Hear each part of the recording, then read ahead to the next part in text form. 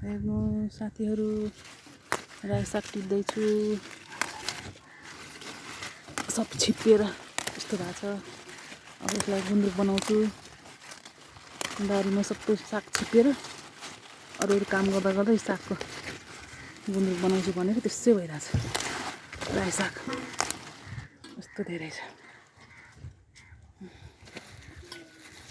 सब छिपिसक्यो रायो साग।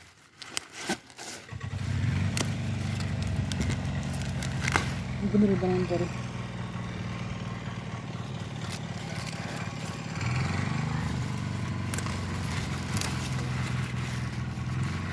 अहिले बनाएर राख्यो भने घाम लागेको बेलामा पछि जाडो भयो भने मिठो हुन्छ है यो खानालाई।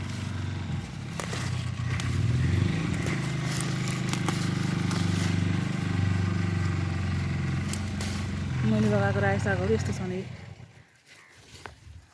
यहाँ अलिअलि पालुङ्गो पनि छ, पाटुने पालुङ्गो ए सबै। अनि यहाँनिर धनियाँ छ लगाएको।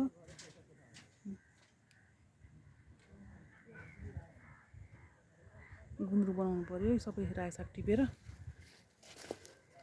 काउली चाहिँ सानो सानो भएको खै किन हो यस्तो सानो सानो भइरहेछ काउली पनि।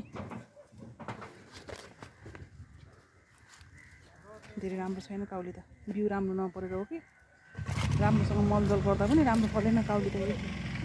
यस्तो भएछ।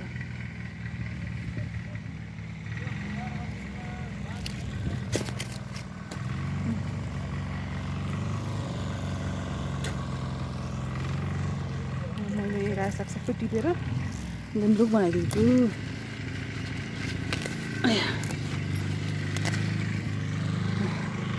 यस्तो छ रायो साग सबै सब टिपेर आज 2-3 दिन ओइलाइदिन्छु। त्यसपछि अनि बाल्टीमा मजाले खाँदेर गुन्द्रुक बनाइदिन्छु।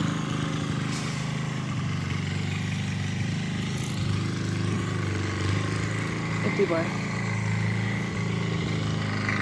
मजाले बनाइदिन्छु। टिप्दै यहाँ राखेको छु।